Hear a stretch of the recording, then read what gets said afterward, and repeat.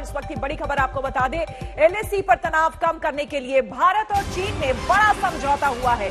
Pangong lake के पास से दोनों देशों की सेनाएं पीछे हटेंगी। 48 घंटे के अंदर सेनाएं पीछे हटेंगी। पूर्वी लद्दाख की सीमा पर अब स्थिति अप्रैल 2020 वाली होगी, यानी कि 2020 अप्रैल के बाद जितनी भी चीजें वहां पर हुई उन्हें अब वापस लिया जाएगा। भारत लगातार यही मांग करता रहा है। रक्षा मंत्री राजनाथ सिंह ने राज्यसभा में बताया कि इस समझौते से भारत ने कुछ भी नहीं खोया है। पिछले वर्ष से मिलिट्री एंड डिप्लोमेटिक लेवल पर चीन के साथ हमारा संबंध बना रहा है। इस बातचीत में हमने चीन को यह बताया है कि 3 सिद्धांतों के आधार पर हम इस समस्या का समाधान चाहते हैं। फर्स्ट, दोनों पक्षों द्वारा एलएसी को माना जाए और उसका आदर किया जाए। दूसरा, किसी भी पक्ष द्वारा यूनिलेटरली स्टेटस को बदलने का प्रयास न किया जाए। तीसरा, सभी समझौतों का दोनों पक्षों द्वारा पूर्ण रूप से पालन किया जाए। सभापति महोदय, फ्रिक्शन क्षेत्रों में डिसएंगेजमेंट के लिए भारत का यह मत है कि 2020 की फॉरवर्ड डिप्लॉयमेंट जो एक दूसरे के बहुत नजदीक हैं वे दूर हो जाएं और दोनों सेनाएं वापस अपनी अपनी स्थायी या मान्य चौकियों पर वापस लौट जाएं। सभापति महोदय, बातचीत के लिए हमारी स्ट्रेटेजी तथा अप्रोच माननीय प्रधानमंत्री जी के इस दिशा निर्देश पर आधारित है कि हम अपनी 1 इंच जमीन भी किसी और को नहीं लेने देंगे। हमारे दृढ़ संकल्प का ही यह फल है कि हम समझौते की स्थिति पर पहुंच गए हैं। इन दिशा निर्देशों के दृष्टिगत सितंबर 2020 से लगातार मिलिट्री एंड डिप्लोमेटिक लेवल पर दोनों पक्षों में कई बार बातचीत हुई है कि इस डिसएंगेजमेंट का म्यूचुअली एक्सेप्टेबल तरीका निकाला जाए। अभी तक सीनियर कमांडर्स के स्तर पर 9 राउंड्स की बातचीत हो चुकी है। राजनयिक स्तर पर भी WMCC यानी working mechanism for consultation and coordination of India China border affair के तहत भी बैठकें होती रही हैं। सभापति महोदय, मुझे सदन को यह बताते हुए खुशी हो रही है कि हमारे इस अप्रोच तथा सस्टेन्ड टॉक्स के फलस्वरूप चीन के साथ पेंगोंग लेक के नॉर्थ एवं साउथ बैंक पर डिसएंगेजमेंट का समझौता हो गया है। और इस बात पर भी सभापति महोदय इस बात पर भी सहमत हो गई है कि पेंगोंग लेक से पूर्व पेंगोंग लेक से पूर्ण डिसएंगेजमेंट के 48 आवर्स के अंदर सीनियर कमांडर स्तर की बातचीत हो तथा बाकी बचे हुए मुद्दों पर भी हल निकाला जाए। सभापति महोदय, पेंगोंग लेक एरिया में चीन के साथ डिसएंगेजमेंट का जो समझौता हुआ है उसके अनुसार दोनों पक्ष फॉरवर्ड डिप्लॉयमेंट को phased, coordinated and verified manner में हटाएंगे। चीन अपनी सेना की टुकड़ियों को नॉर्थ बैंक में फिंगर 8 के पूरब की दिशा की तरफ रखेगा और इसी तरह भारत भी अपनी सेना की टुकड़ियों को फिंगर 3 के पास अपने permanent base Dhan Singh Thapa post पर रखेगा। इसी तरह की कार्रवाई साउथ बैंक एरिया में भी दोनों पक्षों द्वारा की जाएगी। ये कदम आपसी समझौते के तहत बढ़ाए जाएंगे तथा जो भी निर्माण आदि दोनों पक्षों द्वारा अप्रैल 2020 से नॉर्थ एंड साउथ बैंक पर किया गया है उन्हें हटा दिया जाएगा और पुरानी स्थिति कायम कर दी जाएगी। सभापति महोदय, यह भी तय हुआ है कि दोनों पक्ष नॉर्थ बैंक पर अपनी सेना की गतिविधियां जिसमें परंपरागत स्थानों की पेट्रोलिंग भी सम्मिलित है को अस्थायी रूप से स्थगित रखेंगे। पेट्रोलिंग तभी शुरू की जाएगी जब सेना एवं राजनयिक स्तर पर यानी डिप्लोमेटिक लेवल पर आगे बातचीत करके समझौता बनेगा। इस समझौते पर कार्रवाई कल से नॉर्थ एंड साउथ बैंक पर प्रारंभ हो गई है। यह उम्मीद है इसके द्वारा पिछले साल के गतिरोध से पहले जैसी स्थिति बहाल हो जाएगी। सभापति महोदय, मैं इस सदन को आश्वस्त करना चाहता हूं कि इस बातचीत में हमने कुछ भी खोया नहीं है। सभापति महोदय, सदन को यह भी जानकारी देना चाहता हूं अभी भी LAC पर डिप्लॉयमेंट तथा पेट्रोलिंग के बारे में कुछ आउटस्टैंडिंग इश्यूज बचे हुए हैं। इन पर हमारा ध्यान आगे की बातचीत में रहेगा। दोनों पक्ष इस बात पर सहमत हैं कि बाइलेटरल एग्रीमेंट्स तथा प्रोटोकॉल के तहत पूर्ण डिसएंगेजमेंट जल्द से जल्द कर लिया जाए। अब तक की बातचीत के बाद चीन भी देश की संप्रभुता की रक्षा के हमारे संकल्प से पूरी तरह और अच्छी तरह अवगत है। हमारी यह भी अपेक्षा है कि चीन द्वारा हमारे साथ मिलकर बचे हुए मुद्दों को हल करने का पूरी गंभीरता के साथ प्रयास किया जाएगा। सभापति महोदय,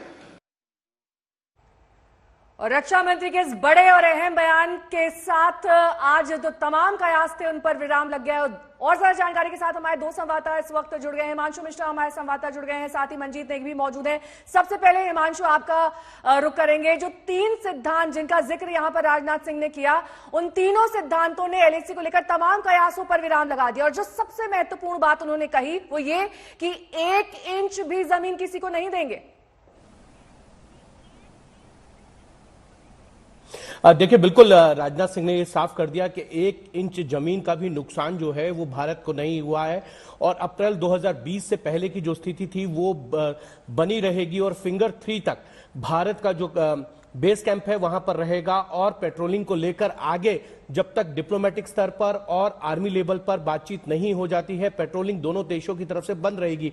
एक बड़ी ये कह सकते हैं कि भारत की रणनीतिक विजय है। डिप्लोमेटिक स्तर पर प्रधानमंत्री ने जिस तरीके के कदम उठाए उसके बाद इस तरीके की सहमति बनी और 9 राउंड की कमांडर लेवल की जो बातचीत हुई और जिस तरीके से डिप्लोमेटिक स्तर पर एक बैक चैनल बातचीत होती रही, उसका यह नतीजा है कि एग्रीमेंट जो है एंगेजमेंट एग्रीमेंट जो हुआ है वो हुआ और दोनों ही देशों की सेनाएं जो हैं वो पीछे हटी हैं। और एक सबसे बड़ी बात यह है कि भारत ने साफ कर दिया कि जो LAC है उसको दोनों देशों को मानना होगा और किसी भी तरीके से जो है वो अभी सेनाएं पीछे रहेंगी और जब तक डिप्लोमेटिक स्तर पर बातचीत नहीं होती है उसको लेकर बहुत ही अहम भूमिका है। और अगले 48 घंटे के अंदर जो है दोनों सेनाएं पीछे हटेंगी और एक राउंड की और बातचीत होगी जिसमें जो बाकी इश्यूज हैं वो क्लियर कर दिए जाएंगे।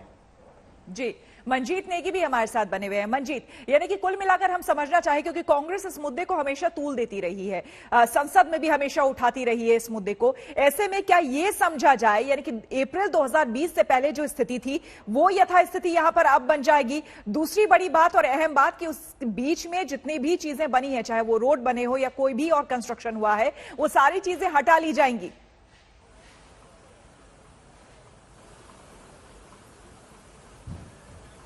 श्वेता, दो अहम चीजें हैं, खासतौर से पेंगोंग और साउथ पेंगोंग का इलाका।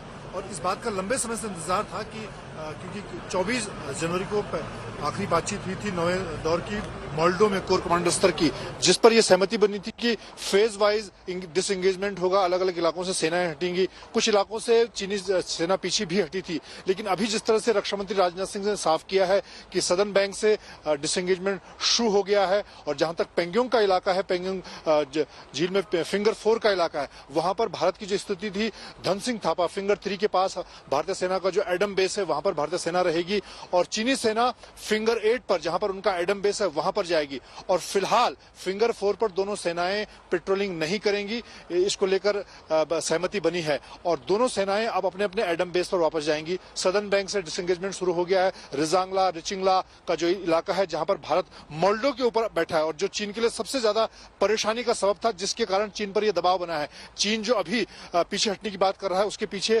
चीन पर एक बड़ा सामरिक दबाव रहा है, क्योंकि भारत ने 26-27 तारीख को जो ऑपरेशन किया था जिसमें खासतौर से चीन के ऊपर एक बड़ा दबाव बनाया था, भारतीय सेना के टैंक बिल्कुल मोल्डो के आसपास पहुंच गए थे, उस को लेकर चीन काफी परेशान था। और अब 9वें दौर की बातचीत के बाद अब चीन पीछे हटने को राजी हुआ है। हालांकि अभी इसमें थोड़ा वक्त लगेगा क्योंकि दोनों सेनाओं को अपने सेनाओं के अलावा बड़े हथियारों को पीछे करना है, जो स्ट्रक्चर बनाए गए हैं मिलिट्री स्ट्रक्चर उनको भी हटाना होगा और फिर आगे किस तरह से क्योंकि जो अगर हम बड़े वाहनों की बात करें, आर्टिलरी गन की बात करें, तोपों की बात करें, बड़े जो इक्विपमेंट उनको हटाने में वक्त लगेगा, सेनाएं पीछे हटेंगी क्योंकि भारतीय सेना ने इन पिछले अगर 6 महीनों को देखें तो अपनी काफी तैयारी पूरी सरहद पर की थी, चाहे सदन रिजांगला रिचिंगला का इलाका हो, सदन बैंक का, या फिर पेंग्योंग का इलाका। इसी तरह चीनी सेना ने भी अपने काफी मजबूत स्ट्रक्चर वहां पर बनाए थे, तो उसमें अभी वक्त लगेगा। लेकिन एक बड़ी खबर है, बड़ी बात है, क्योंकि काफी लंबे तनाव के बाद अब दोनों सेनाएं अप्रैल 2020 की जो स्थिति थी लाइन ऑफ एक्चुअल कंट्रोल पर लद्दाख के इलाकों में, वहां पर पीछे हटने को राजी हुए हैं।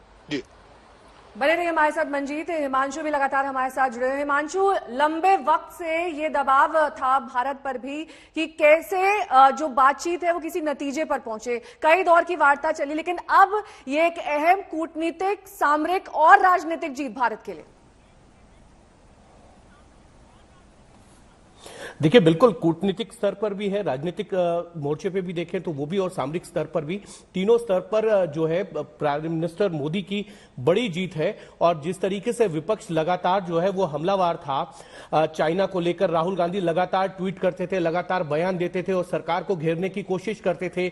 जब 20 गलवान घाटी के अंदर भारतीय सेना के 20 जवान शहीद हुए थे, उसके बाद से लगातार राहुल गांधी ही नहीं, पूरा विपक्ष जो है मोदी सरकार पर सवाल उठा रहा था। लेकिन प्रधानमंत्री नरेंद्र मोदी की तरफ से जिस तरीके की कूटनीतिक और सामरिक स्तर की रणनीति अपनाई गई, और उसके बाद जो है आर्मी के जो कमांडेंट लेवल की बातचीत है, 9 राउंड की बातचीत हुई, जो मंजीत भी बता रहे थे, 26 जनवरी तक ये बातचीत चली, तो एक बड़ी जीत ये कह सकते हैं। और विपक्षियों को भी जवाब दे दिया कि देखिए, हमने 1 इंच जमीन जो है उसका नुकसान नहीं उठाया, और जो अप्रैल 2020 से पहले की स्थिति थी, अब स्थिति वैसी ही होगी, भले ही उसमें थोड़ा सा समय लगेगा, लेकिन 48 घंटे के अंदर एक अलग बैठक होगी जिसमें कुछ और इश्यूज हैं, उसको लेकर चर्चा होगी।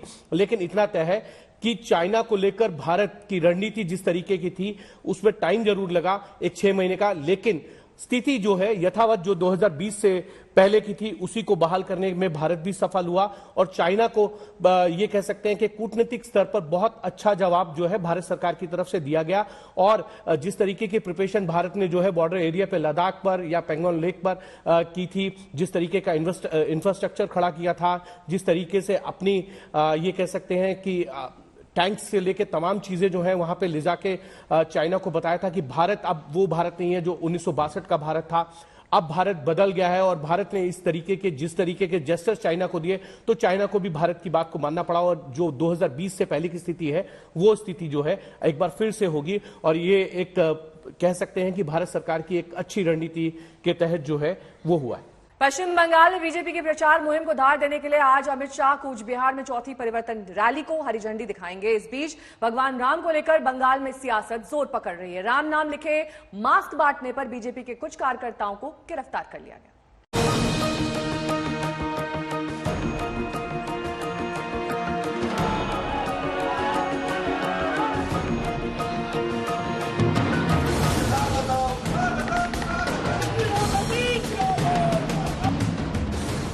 चुनाव की तारीखों के ऐलान का इंतजार कर रहे बंगाल में सियासी पार्टियां जबरदस्त जोर आजमाइश कर रही हैं। कुछ रोज के बाद एक बार फिर बंगाल के सियासी रण में अमित शाह की एंट्री हो रही है। चौथे दौर की परिवर्तन यात्रा को हरी झंडी दिखाने के लिए गृह मंत्री अमित शाह गुरुवार को बंगाल में होंगे। 6 फरवरी को बीजेपी अध्यक्ष जेपी नड्डा ने नदिया में परिवर्तन रथ यात्राओं की शुरुआत की थी और सभी 294 सीटों पर पहुंचने की मुहिम को अमित शाह परवान चढ़ा रहे हैं। शाह सबसे पहले करीब 11 बजे कूच बिहार में मदन मोहन मंदिर में दर्शन करेंगे। इसके बाद वो मेला ग्राउंड से परिवर्तन यात्रा को हरी झंडी दिखाएंगे। दोपहर बाद शाह ठाकुर नगर में होंगे। यहां वो पहले हरिचंद ठाकुर मंदिर जाएंगे। इसके बाद एक रैली को संबोधित करेंगे। शाह का दौरा 26 जनवरी के उपद्रव की वजह से टल गया था, लेकिन अब शाह बंगाल में लौट रहे हैं। शाह ने अपने दौरे को लेकर ट्वीट भी किया। उन्होंने लिखा, बंगाल के कूच बिहार में पार्टी की चौथी परिवर्तन यात्रा को हरी झंडी दिखाऊंगा। ठाकुर नगर में रैलियों के साथ कोलकाता में सोशल मीडिया वॉलंटियरों के साथ भी चर्चा करूंगा। चुनावी गर्मी के साथ बंगाल में राम नाम की सियासत भी तेज हो गई है। हुगली में जय श्री राम लिखा मास्क वितरित करने पर हुगली के श्रीरामपुर में दर्जनों भाजपा आरएसएस कार्यकर्ता हिरासत में लिए गए। इस पर बीजेपी नेता कैलाश विजयवर्गीय ने ट्वीट करके ममता सरकार पर निशाना साधा। उन्होंने लिखा, ममता जी की दमनकारी नीति के खिलाफ शेरदिल कार्यकर्ताओं का आंदोलन। राम नाम के मास्क बांटना भी क्या अपराध है? ममता के खिलाफ सूबे के राज्यपाल जगदीप धनखड़ भी रोज नए वार कर रहे हैं। बुधवार को धनखड़ ने कहा कि राज्य में लोग डर में जी रहे हैं। Fear and freedom do not go together. Fear and democracy do not go together. If a citizen is under fear, that is the most critical challenge to any governance, to any society. Bengal में BJP परिवर्तन यात्राओं के जरिए माहौल बना रही है, तो हर चुनावी सभा में ममता बनर्जी के निशाने पर भी बीजेपी रहती है। हुगली से भोलानाथ साहा के साथ इंद्रजीत कुंडू, आज तक। किसान संगठनों के संयुक्त किसान मोर्चा ने अपने किसान आंदोलन को धार देने के लिए विरोध कार्यक्रमों का एक नया कैलेंडर निकाल दिया है। आपको बता दें कि 14 फरवरी से 19 फरवरी तक अलग अलग एजेंडे से विरोध प्रदर्शन होंगे। सबसे बड़ा शक्ति प्रदर्शन 18 फरवरी को होगा, जब रेलों का चक्का जाम करने की कोशिश होगी। किसान के पवित्र आंदोलन को बर्बाद करने का काम आंदोलनकारी ने नहीं, आंदोलन जीवियों ने किया हुआ है। दंगाबाज लोग जो जेल में हैं, जो संप्रदायवादी लोग जो जेल में हैं, जो आतंकवादी लोग जेल में हैं, जो नक्सलवादी जेल में हैं, उनकी फोटो लेकर के उनकी मुक्ति की मांग करना, ये किसानों के आंदोलन को अपवित्र करने का प्रयास है कि नहीं?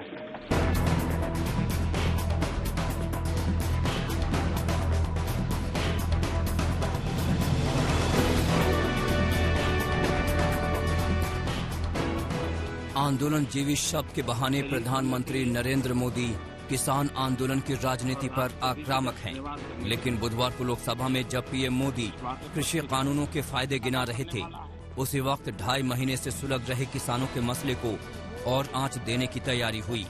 संयुक्त किसान मोर्चा की बैठक में किसान आंदोलन का नया कैलेंडर ही घोषित कर दिया गया। 14 फरवरी जय जवान जय किसान का कार्यक्रम। पुलवामा में शहीद जवानों की याद में किसान संगठनों की ओर से मशाल जुलूस निकाला जाएगा। 16 फरवरी छोटू राम जयंती पर कार्यक्रम। अंग्रेजों के जमाने में पंजाब के जाने माने किसान नेता रहे छोटू राम की जयंती पर ब्लॉक से लेकर जिला स्तर पर किसान संगठनों का कार्यक्रम होगा। 18 फरवरी रेल का चक्का जाम। 18 फरवरी को एक बार फिर शक्ति प्रदर्शन होगा और दोपहर 12 बजे से लेकर शाम 4 बजे तक देश भर में रेलें रोकी जाएंगी। 19 फरवरी शिवाजी जयंती पर कार्यक्रम। 19 फरवरी को छत्रपति शिवाजी जयंती को मजदूर किसान एकता के तौर पर मनाया जाएगा। फाइनली 18 तारीख को रेल का चक्का जाम करने का कॉल दिया गया है, जो दोपहर 12 बजे से लेकर शाम 4 बजे तक 4 घंटे का ट्रेन जो है उसका रास्ता रोका जाएगा पूरे देश में। ये 4 प्रोग्राम हमने 4 से ज़्यादा ही हैं, ये प्रोग्राम्स आज प्लान किए हैं और इन प्रोग्राम्स के साथ आप जानते हैं कि पूरे देश में, खास करके राजस्थान, हरियाणा में, पंजाब में भी बड़ी बड़ी महापंचायतें हो रही हैं। एक मंच किसान संगठन इस विरोध कैलेंडर के जरिए पूरे देश में किसान आंदोलन को तूल देने की कोशिश में है, लेकिन पंजाब, हरियाणा और राजस्थान में खास तेवर दिखाने की रणनीति बनी है। हरियाणा में बीजेपी और जेजेपी के विधायकों को भी अपने साथ मिलाने से लेकर राजस्थान के टोल प्लाजा को फ्री करने की ताकत को आजमाने की तैयारी है। हरियाणा के लिए ये है कि हरियाणा के जो लोग हैं वो स्पेसिफिकली जो बीजेपी और जेजेपी के लोग हैं, उनके जो एमएलएस हैं उनको अप्रोच करेंगे और अप्रोच करके उनको बोलेंगे भी या तो आप हमारे आंदोलन का सपोर्ट करो, डिमांड्स का सपोर्ट करो, नहीं तो आप इस सरकार का जो साथ छोड़ो या सरकार की गद्दी छोड़ दो। राजस्थान के लिए है कि राजस्थान पूरे स्टेट में राजस्थान के लोगों को कॉल दिया गया है कि जितने भी टोल प्लाजे राजस्थान में हैं उनको पूरा ही उनको फ्री कर दो, उनको खोल दो। किसान संगठनों का ये इरादा साफ जाहिर कर रहा है कि किसानों के मसले पर चल रहा संग्राम जल्द थमने वाला नहीं है। प्रधानमंत्री नरेंद्र मोदी की नीति स्पष्ट है, कृषि कानूनों में जरूरत होगी तो बदलाव करने को सरकार तैयार है, लेकिन कानून वापस नहीं होंगे। जो ठहरा हुआ पानी होता है वो बीमारी पैदा करता है, बहता हुआ पानी है जो जीवन को भर देता है, उमंग से भर देता है। जो चलता है चलता रहे, चलने दो, अरे यार कोई आएगा तो करेगा, ऐसे थोड़ा चलता है। ये जिम्मेवारियां लेनी चाहिए, देश की आवश्यकता के अनुसार निर्णय करने चाहिए। पवन राठी के साथ रामकिंकर सिंह, दिल्ली आज तक। चुनाव से ठीक पहले फिर एक महामंच पर होगी बंगाल की कला, संस्कृति और विरासत से लेकर आर्थिक तरक्की पर गहरी चर्चा। ये मंच होगा इंडिया टुडे कॉन्क्लेव ईस्ट का। इंडिया टुडे कॉन्क्लेव ईस्ट का ये सिलसिला 2017 में शुरू हुआ था और इस बार इसका चौथा आयोजन आज से शुरू हो रहा है। बंगाल में होने वाला है 2021 का सबसे बड़ा चुनाव। ममता के खिलाफ सियासी संग्राम का बीजेपी ने कर दिया है शंखनाद। बंगाल में चुनावी टक्कर से पहले विचारों के महामंच के आयोजन का इससे बेहतर मौका क्या हो सकता है।